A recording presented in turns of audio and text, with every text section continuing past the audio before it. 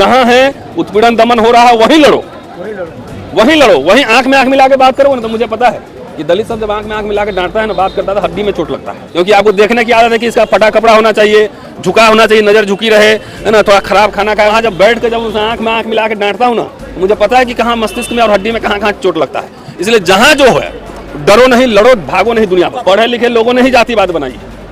जो धर्मशास्त्र लिखा है, जो मनुस्मृति लिखा है, निपट अनपढ़ ब्राह्मण ने नहीं लिखा है ना, तो पढ़े लिखे लोगों ने ही जातिवाद बनाई है। विश्वविद्यालय भी मनुवाद का अड्डा बना हुआ, काहे के लिए आप लोग यहाँ पे? तो जो जितना पढ़ा रहेगा उतना जातिवादी होगा, ये भी तय है। तो लड़ते रहना है, बोलते रहना है। ये क्या आज क्यों नहीं मिला? नहीं मिलेगा भाई। उसका चपरासी से लेकर प्रधानमंत्री कार्यालय तक उसके सिस्टम पूरे बने हुए हैं।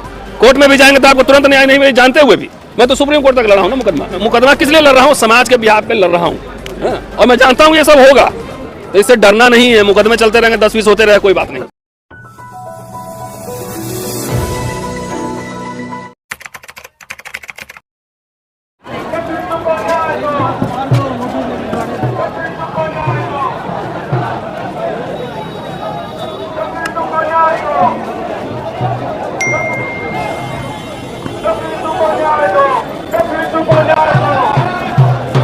अब 2500 साल से लड़ाई चल रही है, और दिल्ली यूनिवर्सिटी में पढ़ा हूँ कैंपस में। यहाँ रहते हुए मुझे 27 साल हो गए तकरीबन कैंपस में, और कभी ऐसा नहीं हुआ आज जो हुआ यहाँ पर। कभी ऐसी रैली जो है दलितों की, पिछड़ों की और जो न्याय में विश्वास रखने वाले लोग हैं, ऐसी रैली कभी नहीं हुई। हाँ, तो उसमें तो बाकी लोग तो वो किया था, लेकिन ये एक दमन के खिलाफ, वो अधिकार के लिए था, वो सबके अधिकार के लिए था। ये दमन के खिलाफ देश के कोने कोने से लोग यहाँ पहुंचे, देश के कोने कोने से। तो इसका क्या मतलब है कि जो 2500 साल की लड़ाई है, और 10 साल में मोदी जी की सरकार में प्रिंसिपल से लेकर बाई चांसलर सब मनबड़ू हो गया, इसको मनबड़ू बोलते हैं, मन बढ़ गए सबके। तो उसके खिलाफ मैं भी लड़ रहा हूँ और रितु सिंह भी लड़ रही है। लड़ाई तो एक ही है, वो लड़ाई हमारी व्यक्तिगत नहीं है कि मुझे पता है कि मेरा दमन होता है, इसलिए नहीं दमन होता है कि मैं रतन लाल हूं, मैं किस जात का हूं इसलिए दमन होता है। तो लेकिन अब देश समाज समझ रहा है ना कि हम लोग लगातार जो आवाज उठा रहे हैं, अगर मैं चुपचाप नौकरी करता और समाज में जो भेदभाव दमन हो रहा है, जो हिंसा फैल रही है, सांप्रदायिक नफरत फैलाए जा रहे हैं, वो सब पे नहीं बोलता, चुपचाप रहता, तो क्या दिक्कत थी? हमें लड़ने की कोई जरूरत नहीं थी। रितु सिंह भी चुपचाप रहती, लड़ने की कोई जरूरत नहीं। क्यों हम लोग के ऊपर एक्शन हो रहा है? लेकिन 1 महीने से ज्यादा हो गई लड़ाई आपकी, और आपको सफलता नहीं मिल पा रही है। प्रोफेसर साहब, एक बात समझ में नहीं आती है। 1 महीने से नहीं, मैं तो 7 साल से लड़ रहा हूँ। जी जी जी, आपका भी मामला तो साथ नहीं मिल रही, नहीं मिल, लड़ तो रहे हैं ना। सरेंडर किया है, कहीं आंख झुका है? तो सफलता क्या चाहते हैं कि एक दिन में ऐसे फिटकरी लगाए सफलता मिलती है? पूरी व्यवस्था पे मनुवाद काबिज है, कोर्ट में भी न्याय नहीं मिलता है। ये लड़ाई तो सड़क की लड़ाई है ना। लगातार समाज को जागृत होने में जो है वक्त लगता है।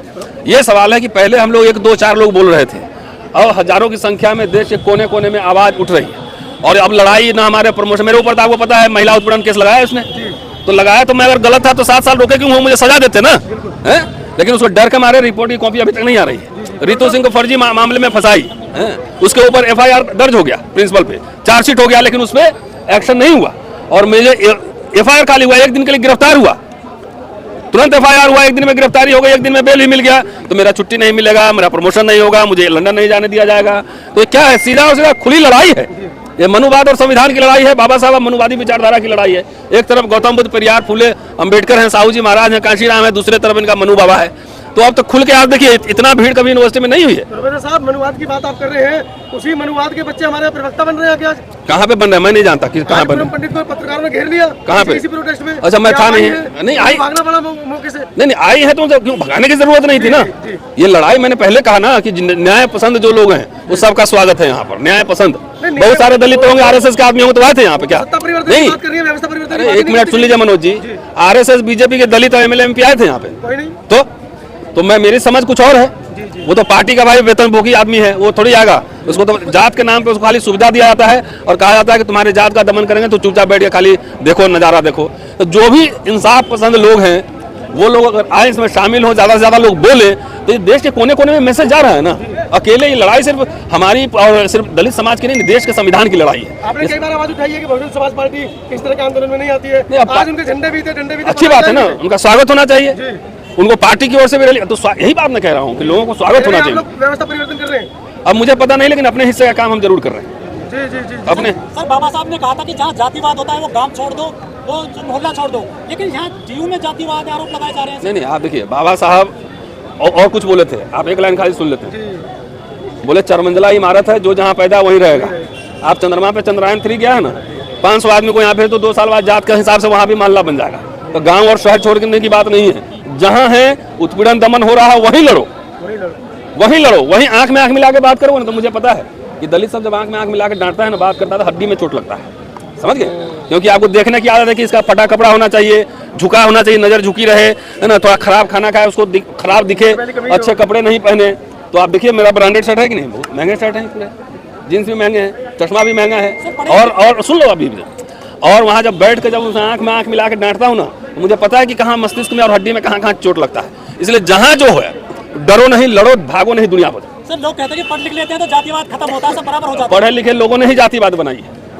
जो धर्मशास्त्र लिखा है, जो मनुस्मृति लिखा है, निपट अनपढ़ ब्राह्मण ने नहीं लिखा है ना।